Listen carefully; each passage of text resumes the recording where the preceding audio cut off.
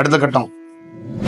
உணர்றது எப்படி அப்படிங்கிறது தான். அந்த உணர்றது அப்படிங்கிறது என்னன்னா, ஒரு தனி மனிதன் தன்னுக்கிட்ட இருந்து விடுபடுறதுக்கு மனிதனோட இருக்கும்போது உணர்றது கம்மியா தான் இருக்கும். அவன் ஞானிகள் எழுதப்பட்டிருக்க புத்தகங்களோ, ஞானிகளோட ஜீவ சமாதிகளோ, இல்ல இறைவனுடைய இருப்பிடத்திலேயோ ஒருத்தனை அடிக்கடி தொடர்புல வச்சுக்கொள்ளணும். அப்ப அதோட என்னன்னா, முதல்ல அதுகிட்ட இருந்து எதிர்பார்க்கறத நிறுத்தணும். உணர்வு நிலை எங்க கிடைக்கும்னா, வேண்டுதலே வைக்கக்கூடாது. ஒரு ஞானிகிட்டையும் சரி, கடவுள்கிட்டையும் சரி வேண்டுதல் வைக்கக்கூடாது. வேண்டுதலை எவன் வைக்கலையோ அவன் உணர்வு நிலைக்கு மாறுவான். இது சரித்திரம், இது உண்மை, இது நிஜம். வேண்டுதல் வச்சானா அவன் வெயிட்டிங் லிஸ்ட்ல இருப்பான். வேண்டுதல் மட்டும் கிடைக்கும், அவன் உணர்வு நிலைக்கு வரமாட்டான். நீங்க கோயிலுக்கு போங்க, 6 மாசம் எதையுமே கடவுள்கிட்ட கேட்காதீங்க. சும்மா கடவுளை பார்த்துட்டு வாங்க. உங்களுக்குள்ள ஒரு சேஞ்ச் எப்படி உருவாகுதுன்னு மட்டும் 6 மாசம் கழிச்சு நீங்களே பாருங்க. இப்ப நாளையில இருந்து ஒரு செக் பண்ணி பாருங்க. 6 மாசத்துக்கு முன்னாடி வரைக்கும் நிறைய கேட்டுட்டீங்க. இன்னமும் கோயிலுக்கு போங்க, எதுவுமே கேட்காதீங்க. போங்க, அப்படி பாருங்க, ஒரு 10 நிமிஷம் உட்காருங்க, எழுந்து வந்துருங்க. 6 மாசம் இந்த மாதிரி இருங்க. அதுக்கப்புறம் என்ன நடக்குதுன்னு மட்டும் பாருங்க. அது என்ன சேஞ்ச் நடக்குது, என்ன மாதிரி மாறுறீங்கிறது உங்களுக்கே தெரிஞ்சு. ஒரு மனிதன் எங்க மிஸ் ஆகுறதுனா, ஒரு பொருளை கேட்கறதுனால தாங்க மிஸ் ஆகுறான். ஒரு பொருளை கேட்கவே கூடாது. புரியுதுங்களா? கடவுள்கிட்டையும் சரி, கணவன்கிட்டையும் சரி, அது வரணும். அது வந்தாதான் நீ வரலாறு. நீ கேட்டு பெற்றனா அது வரலாறு கிடையாது. கேட்காத, அது வரணும், அதை வர வைக்கணும். அங்கதான் நீ ஆளு. அதுதான் விஷயம். ஞானங்கிறது கேட்டு வந்தா அது ஞானம் கிடையாது. அது மாறுபாடு கடையில நகையை தூக்கி போட்டா பணத்தை தூக்கி போடுற மாதிரி. இங்க எந்த சென்டர்ல போய் உட்கார்ந்தாலும் மாறுபாடி கிட்ட பணத்தை தூக்கி போடுற மாதிரி, நகையை தூக்கி போட்டா பணம் கொடுப்பான். சும்மா கொடுப்பானா? அவன் கொடுக்க மாட்டான். அப்ப பணம் கொடுப்பான் நமக்கு. அதே மாதிரிதான் நீங்க கொஞ்சம் பணம் கொடுத்தீங்கன்னா அவன் கொஞ்சம் தியானம் கொடுப்பான். அந்த தியானத்துல என்ன நடக்கும்? நரம்பெல்லாம் கொஞ்சம் ஆடும். நரம்பு ஆடினா என்ன நடக்கும்? இந்த பிரபஞ்சத்துல இருக்கிற சின்ன சின்ன விஷயம் கனெக்ட் ஆகும். அதுல காட்சி கிடைக்கும், அதுல ஒரு விஷயம் கிடைக்கும். அப்ப என்ன பண்ணுவோம்? நமக்குள்ளே பெரிய மாற்றம், நமக்குள்ளே மாற்றம், நமக்குள்ளே மாற்றம், நமக்குள்ளே மாற்றமா. ஒரு வருஷம் கழிச்சு அந்த நகையை மூட்டலன்னா முழுகி போற மாதிரி சாவர வரைக்கும் இது நமக்குள்ளே மாற்றம் மட்டும்தான் இருக்குமே ஒழிய எவனாலையும் ஞானம் அடைய முடியாது, எவனாலையும் இறைவனை நோக்கி போக முடியாது. புரியுதுங்களா? அப்ப கேட்காத ஒருத்தன் இயல்பா இறைவனை பார்க்கிறவன், இயல்பா தியானத்தை நோக்கிறவன் என்ன ஆவான்னா, ஒரு நாள் தன்னையே மாறுவான். எந்த ஞானியும் கேட்டு ஞானம் அடைந்ததே கிடையாது. புரியுதுங்களா? ஞானம் எவனும் கேட்டு அடைஞ்சது கிடையாது. கேட்காமலதான் ஞானம் அடைவான். கேட்டவனெல்லாம் என்ன பண்ணுவார்னா, படார்னு முன்னாடி ஒண்ணு பின்னாடி ஒண்ணு இறைவன் தட்டி, கேட்காத போ, நான் பாத்துக்கிறேன், அவ்வளவுதான். இறைவனோட வாசகம் தான், போ நான் பாக்குறேன். இது கேட்கிற பொருள் இல்ல, அவ்வளவுதான் விஷயம். உலகத்திலே தலை சிறந்தது எதுனா, கேட்காம இங்க ஒரு பொருள் வரணும், அவ்வளவுதான். கேட்டே வரக்கூடாது. கேட்காம வந்தாதான் அதுக்கு உண்மையிலே இறைவனும் நாமளும் ஒன்னா இருக்கிறோம்னு அர்த்தம். புரியுதுங்களா? அதுதான் இயற்கை. கேட்டு வர்றதெல்லாம் செயற்கை. அதுல ஒரு சந்தோஷம் இருக்கும். நீங்க கேட்காம ஒரு பொருளுக்கு கைக்கு வருதுன்னு வச்சுங்க, அதுல உண்மையிலேயே ஒரு சந்தோஷம் இருக்கா இல்லையான்னு பாருங்க. 6 மாசம் லோல் போட்டு லொங்கு போட்டு இப்பதான் கேட்டேன் வாங்கி கொடுத்துருக்காரு அப்படிங்கறதுல சந்தோஷம் வராது. அதுதான் உண்மையான விஷயம். இறைவனிடம் நான் போய் என்னென்னமோ கேட்டேன், அவர் கொடுத்தது வேற அப்படின்னா அது என்ன பொருள்? அதோட அர்த்தம் என்ன? நீ கேட்கறதை கொடுக்க முடியாதுப்பா, அது உனக்கு உகந்ததாக இருக்காது. நான் உன்னை தர்றேன். நான் உன்னை இறைவன்கிட்ட கேட்டேன், கொடுக்கவே இல்லை, அவர் ஒண்ணு கொடுத்தார். அதான் அந்த உரை. அப்ப இறைவன் கேட்காம கொடுக்கக்கூடியவன். அப்ப நம்ம கேட்கறத நிறுத்திட்டு நம்ம வேலையை செய்வோம். அது சரியா நிகழும், நிகழ்ந்தே தீரும். எதுவும் மிஸ் ஆகாது. இந்த தேதியில இந்த மாசத்துக்குள்ள இந்த வீடு உருவாகி நிக்கும்னு எனக்கு தெரியும். கொத்தனார் வர்றான், சிமெண்ட் கிடைக்கும், ஜல்லி கிடைக்கல, அதெல்லாம் தேவை கிடையாது. இது உருவாகும்னா உருவாகும், அவ்வளவுதான். அதுதான் விஷயம். அது எவன் தர்றான், எவன் வர்றான், அதெல்லாம் தேவை கிடையாது. அது நடக்கும்னா அது நடக்கும். அதுதான் கேட்காம ஒரு விஷயத்த கேட்காம கிடைக்கிறதுனாலதான் அதை பார்க்க முடியுது. ஒரு காலியா கிடக்கிற இடத்துல ஒரு மரம், ஒரு கண்ணு வரும், ஒரு மரம் வரும்.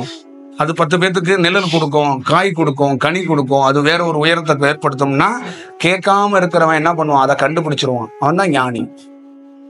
இப்ப நீ கேட்காம இருந்து ஒரு பொருளா கண்டுபிடிக்க ஆரம்பிச்சா நீ ஞானி ஆயிடுவ. இதுதான் இது எல்லாரும் உணர்ந்தா அது கரெக்டா இருக்கும். அதனால 100%, 90% பேர் கேட்காம இருக்க முடியாது. ஏன்னா நம்ம சமூகத்துல கேட்டே வளர்ந்தவங்க. அதுக்கு பழமொழி கூட இருக்கு, வாயு உள்ள பிள்ளைதான் பிழைக்கும், அழுதாதான் ஒரு விஷயம் கிடைக்கும். குழந்தைக்கு வார்த்தை வராது, சொல்ல தெரியாது. அதனால அழுது பசியவோ தன்னுடைய வலியையோ வெளிப்படுத்துது. அதுக்காக நாம போய் எல்லா விஷயத்தையும் அழுது வெளிப்படுத்த வேண்டிய அவசியம் கிடையாது. புரியுதுங்களா? இறைவன் என்பவன் உணரக்கூடியவன். நீ என்ன நினைக்கிறியோ அவனுக்கு தெரியலன்னா அவன் இறைவனே கிடையாது. அவன் மொழி சார்ந்த டீச்சர் கிடையாதுங்க. நீ வழியில இருக்கிறன்னா அவனுக்கு அந்த வழியை தெரியும். நிறைய ஞானி என்ன சொல்லுவான்னா, நோயோட வந்துட்டான் ஒரு சிஷியன், ஒரு பக்தன் உட்காந்துருக்கான். ஞானி கொஞ்ச நாள் கழிச்சு அப்படியே அழுகுறாரு. என்ன சுவாமின்னு பக்கத்துல இருக்க சீடன் ஏன் அழுகுறீங்க? ஒரே வயிற்று வலிங்கிறாரு. எதுவும் சாப்பாடு ஒத்துக்கலையா, என்ன ஏது? ஆப்போசிட்ல இருக்கிறவன் வயிறு வலி பிரச்சனைக்காரன், அதை இவர் வாங்கிட்டாரு. அப்ப அந்த வயிறு வலி, அங்கேயும் வயிறு வலி இருக்கு, இங்கேயும் இருக்கு. அப்ப என்னன்னா அவர் என்ன சொல்றாருன்னா, அந்த வலி என்னங்கிறத நான் பார்க்கணும். புரியுதுங்களா? அப்ப இதோட பொருள் என்ன? உங்களுடைய வலிய, உங்களுடைய உணர்வை ஒரு ஞானியாலேயோ இறைவனாலேயோ அறிய முடியும். அதான் உணர்தல். அப்ப இறைவன் என்பவன், நீங்க டிராமா ஆர்டிஸ்ட் மாதிரி இந்த பேர் சொல்லி, இந்த ஊர், இந்த விஷயம், இந்த வீடு, இந்த பிரச்சனை, இது வேணும் அது வேணும்னு போய் ஒப்பிக்க வேண்டிய அவசியமே அங்க இல்ல.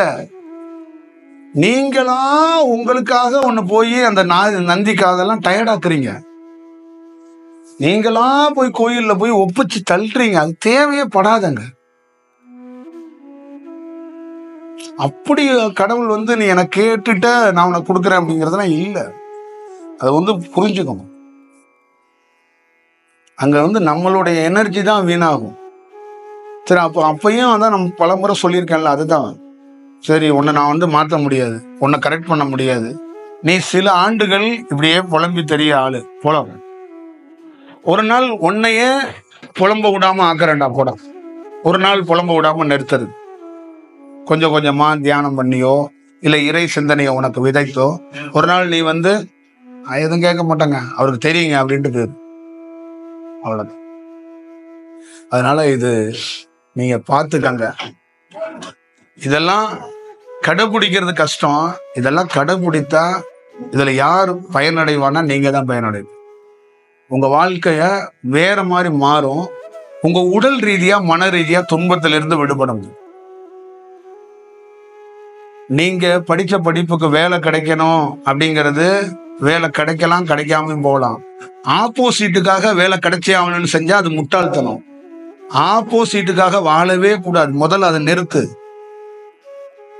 ஊருக்காக வாழ்றேன், உறவுக்காக வாழ்றேன், எதிர்த்த வீட்டுக்காக வாழ்றேன், நண்பனுக்காக வாழ்றேன்னா உனக்காக வாழதான் நீ இந்த ஊருக்கு வந்திருக்க, இந்த பிறப்பெடுத்தே வந்திருக்கிற. ஆப்போசிட்ல இருக்கிற பொருளுக்காக நீ வாழ வரல. முதல்ல அதை உணரு. புரியுதா? அப்ப நீ சுதந்திரமா இருப்ப. படிச்சது ஒண்ணுன்னா எல்லாம் உனக்கு தெரிஞ்சா சாக போற 10 வருஷத்துக்கு முன்னாடி கூட உன்னால பொருள் ஈட்ட முடியும். நீ சாதனை பண்ணிட்டு போயிட முடியும். அப்ப தற்காப்புக்காக ஒரு கலையை கத்து உன் கையில கொடுத்தாச்சு. அது உடனே வேலை கிடைக்கணும், உடனே அது பண்ணலாம் தேவை கிடையாது. எப்ப வேணாலும் எதை வேணாலும் ஈட்ட முடியும். உன்ட்டு அந்த கலை இருக்கு, அதை வச்சுக்காது. உட்காந்துரு. நீ நினைச்சா போய் வேலை பாரு, நினைக்கலன்னா இரு. ஏன் அவங்களுக்காக அவங்களை மைண்ட்ல ஏத்தாத. அதனால ஒண்ணு நடக்க போறதே ஒண்ணும் இல்லை. அதுதான். ஆனா நாம எல்லாருமே ஆப்போசிட்டை பார்த்தே வாழ்றோம். அதனாலதான் நம்ம வாழ்க்கையில நிம்மதி இல்லை. சொந்த காசுல சூனியம் வைக்கிறதுங்கிறது இதுதான். அதனால இத தவிர்க்கப்படும். மெட்ராஸ்ல எல்லாம் நீங்க போனீங்கன்னா அழுக்கு சட்டை போட்டு போனாலும் எவனும் கண்டுக்க மாட்டான், கோட்டு போட்டு போனாலும் எவனும் கண்டுக்க மாட்டான். ஏன்னா அவனுக்கு அவன் வேலையை பார்க்கறதுக்கே நேரம் தெரியாதுன்னு ஓடிட்டு இருப்பான்.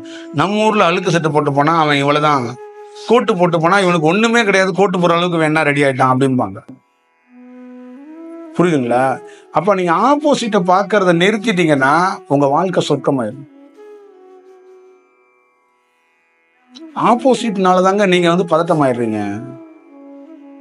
எப்பயுமே அது ரொம்ப முக்கியம். அத சரி செய்யணும்.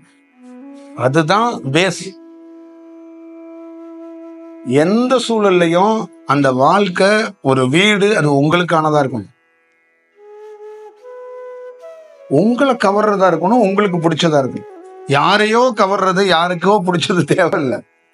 அது உங்களுக்கான இடம், அது உங்களுக்கான செயலா தான் இருக்கணும். இப்ப யாரையே கவர்றதுக்காக ஒரு ஞானி வேலை செய்ய மாட்டாரு. ஒரு மரத்தடியிலே படுத்திருப்பாரு. சாமி இங்க ஒரு அரண்மனை கட்டுறேன்னா வேண்டாம் பாரு. ஏன் பாருன்னா, நான் அரண்மனையில இருக்கணுமா வேண்டாமாங்கிறது எனக்கு தெரியும், உனக்கு தெரியாது. நீ ஆசையில கேட்கிற, எனக்கு தெரியும். அப்ப ஆப்போசிட்ல இருக்கிற பொருளையும் தவிர்க்கிற. மரத்தடியே போதுமானது.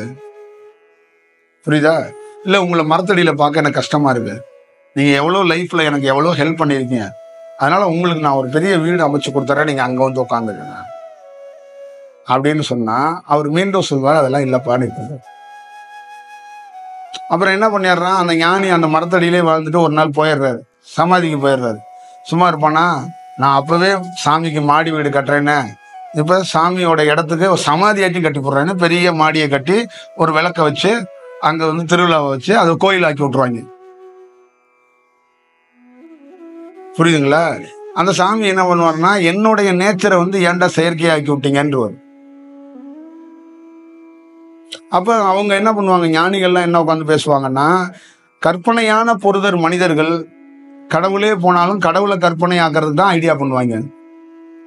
அம்பாளுக்கு தங்கத்தை போடுறது, பட்டு சேலையை கட்டி பார்க்கறது, எதெல்லாம் பண்ணக்கூடாதோ அதெல்லாம் பண்றது, இதெல்லாம் கற்பனை விளையாட்டுகள், கற்பனை செயல்கள். ஒரு இயல்புன்னு ஒண்ணு இருக்கு, இந்த இயல்பை மீறக்கூடாது, அந்த இயல்பை தாண்டி போகக்கூடாது. நமக்குன்னு ஒரு அறிஞ்சு நீ ஞானியா இருந்தனா உனக்கு உணர்த்தப்பட்டா நீ வேலை செய்ய. உனக்கு ஞானி இறைவன் இந்த இடத்துல ஒரு ஆலயத்தை கட்டு, நாளைக்கு 1000 மனிதர்கள் வருவாங்க, அவங்க தூங்கட்டும் தங்கட்டும் சாப்பிடட்டும் அப்படின்னா நீ பண்ணு. மனிதனா இருந்துட்டு இந்த வேலையை செய்யக்கூடாது. புரியுதுங்களா?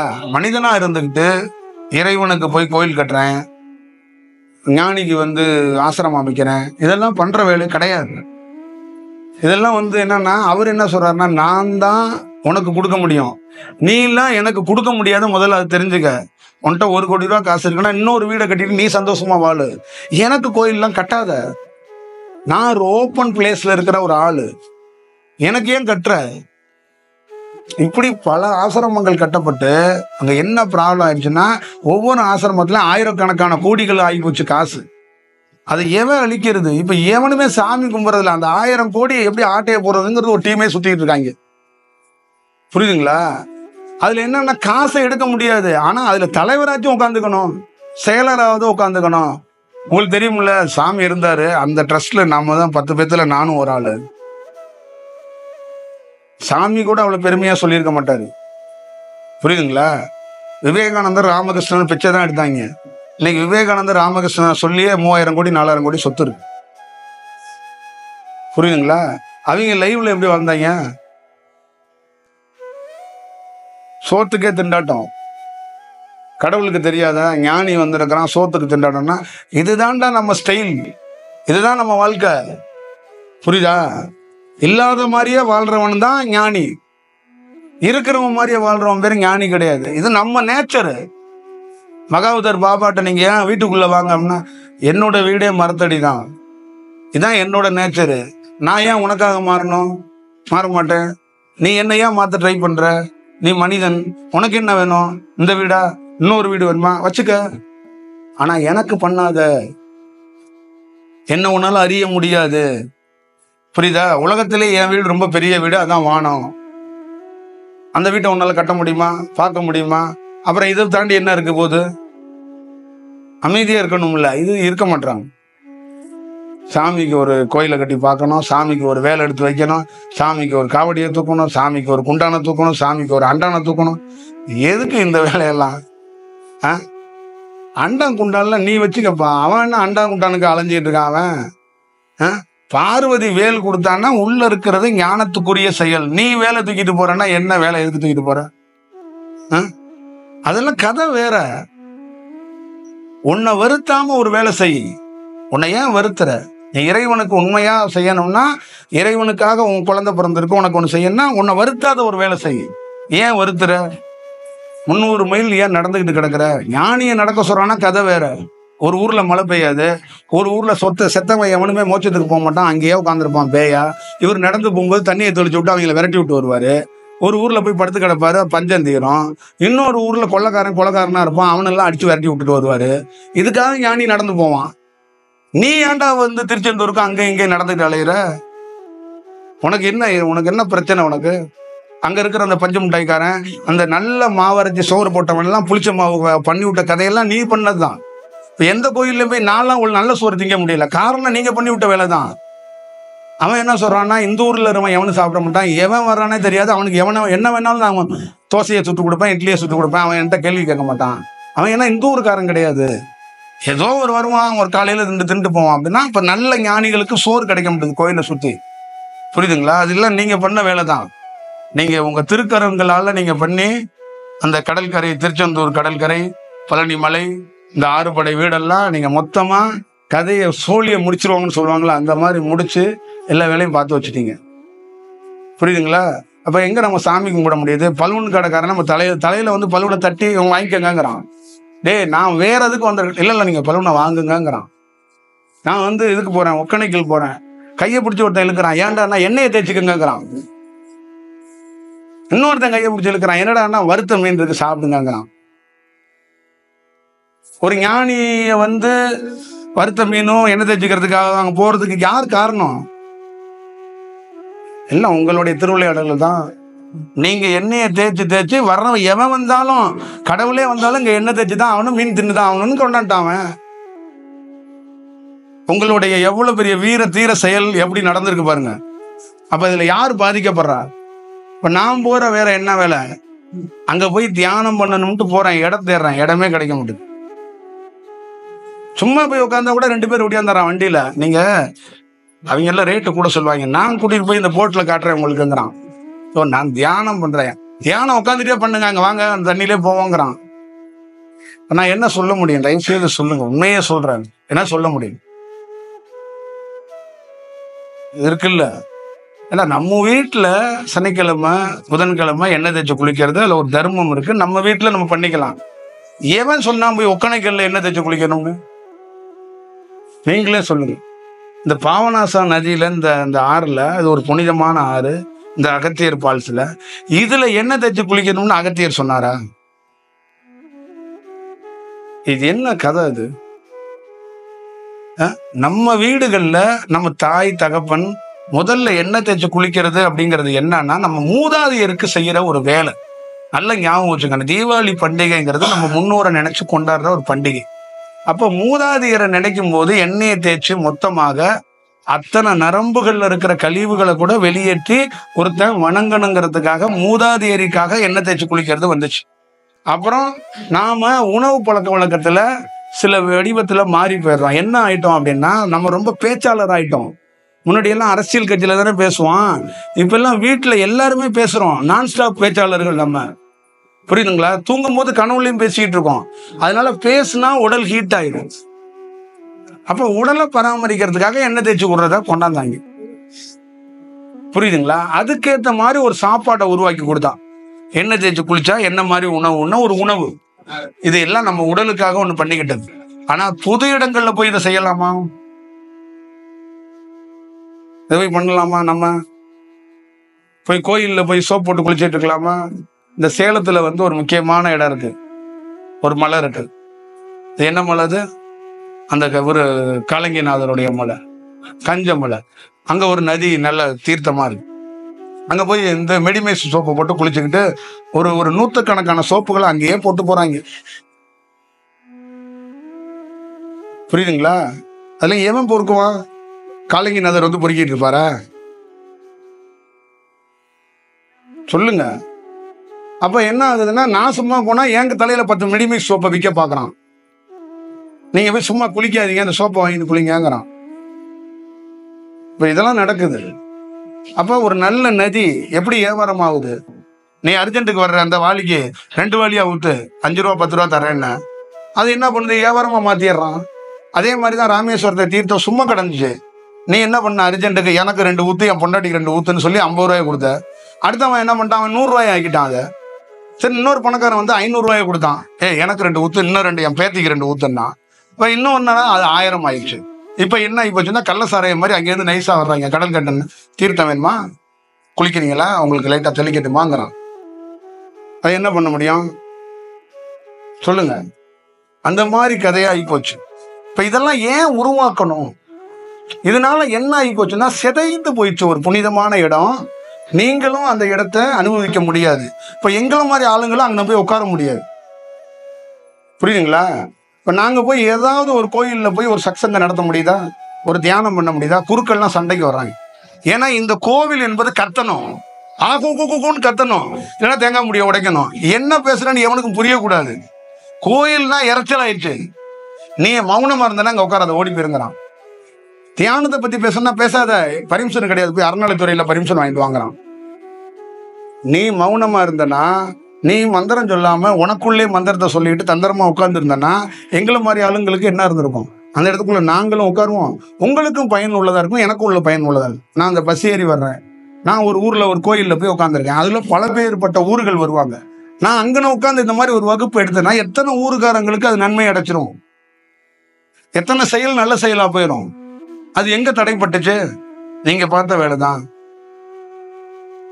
அப்ப ஒரு கோயிலுக்குள்ள என்னன்னா நீ கத்து, ஓடு, ஒடியா, ஆடு, பாடு, ஆனா தியானம் பண்ணாத, வகுப்பு எடுக்காது. அப்புறம் ஆனா ஒன்னா இதை உணர்ந்துடுவாங்க. இது இந்து மதம், இது சட்ட ரீதியா பிரச்சனை, இது அதாயிரும், நீங்க அவர்கிட்ட வாங்கணும், கேமரா எடுத்துக்கொண்டு யூடியூப்ல போட்டாங்கன்னா அது பஞ்சாயத்து ஆயிரும் அப்படிங்கிறான். இது என்ன அது சொல்லுங்க? இதுக்கெல்லாம் அடிப்படை யாருன்னா மக்கள். ஒரு கோவில ஆதிசங்கரெல்லாம் உங்களுக்காக கஷ்டப்பட்டு காடா இருந்ததை தியானம் பண்ணி அங்கே ஒரு சிலையா வச்சு மக்கள் பயன்பாட்டுக்கு வரட்டும், இது சக்தி வாய்ந்த இடம்னு காட்டி கொடுத்துட்டு போனான். நீங்க அதை எப்படி வச்சிருக்கிறீங்க இவ்வளவு ஆண்டுகள்ல? அது யார் கையில கொடுக்கப்பட்டது? அறநிலைத்துறை வெறும் நிர்வாகம் மட்டும்தான். அதுல முழு பங்களிப்பு மக்கள் தான். மக்கள்கிட்ட தானே இருக்கணும். இப்படி ஆகி போச்சு. அப்ப என்ன ஆகுது? அங்க நம்மள மாதிரி ஆளுங்களாலையும் அதுல இருந்து நல்ல விஷயத்த பண்ண முடியல. ஒரு சக்தி வாய்ந்த இடத்துல உட்கார்ந்து ஒரு உரையை சொல்ல முடியல, பேச முடியல. அப்ப நமக்குள்ள இருக்கிற செயல் என்ன இருக்கு? அறநிலைத்துறையும் போய் பார்க்காத, இந்த அதிகாரியும் பார்க்காத, கோயிலுக்குள்ளேயே உட்காராத, போடா அப்படிங்குது. இப்ப நம்ம வெளியில வர வேண்டியதா இருக்கு. இதான் நடக்குது. அதனால இதெல்லாம் கொஞ்சம் பார்த்துக்கங்க. நீங்க உங்களுக்கு செஞ்சுக்கங்க தயவு செய்து. காசு பணம் நிறைய வச்சிருந்தீங்கன்னா கோயிலுக்கெல்லாம் போய் உண்டியெல்லாம் போட்டு நீங்க காலத்தை நேரத்தையும் வீணடிக்காம உங்க வீட்டுக்கு இன்னும் கொஞ்சம் பச்சை சுண்ணாம்போ சிவப்பு சுண்ணாம்போ வாங்கி அப்பிக்கிட்டு நீங்க சந்தோஷமா ஹாப்பியா இருங்க. கோயிலுக்கெல்லாம் கடவுளுக்கு தெரியும் அவருக்கு வேணுங்கிறத அவரே பார்த்துக்குவார். அதனாலதான் அவருக்கு பேரே கடவுள். அவருக்கு உதவி வேணும்னா உன்னை தடுத்து ஆட்கொண்டு செய்ய வச்சிருவார். அது அவருக்கு தெரியும். யாரை தடுத்து ஆட்கொண்டு என்ன வேலை செய்ய வைக்கணுமோ அதை அவர் பார்த்துக்குவார், அவர் செய்வார். இப்போ நம்ம இருக்கிறோம், நிறைய வகுப்புகள் நடத்தணும். சில மாணவரை கூப்பிட்டு சோறு போடுறா, எவன் சோறு போடுறதுக்கு அந்த காலத்துல நேரத்துல கரெக்டா இருக்கிறான்னா அவனை சோறு போடு எல்லாருக்கும் அப்படின்னு சொல்லிடுவோம். யாரும் சோறை பார்த்ததே இல்லையா என்ன? அப்ப ஒருத்தரை ஏன் செலக்ட் பண்ணி சோறு போடுங்கிறோன்னா அதுல ஒரு காரணம் இருக்கு. இவ்வளவுதான் விஷயம்.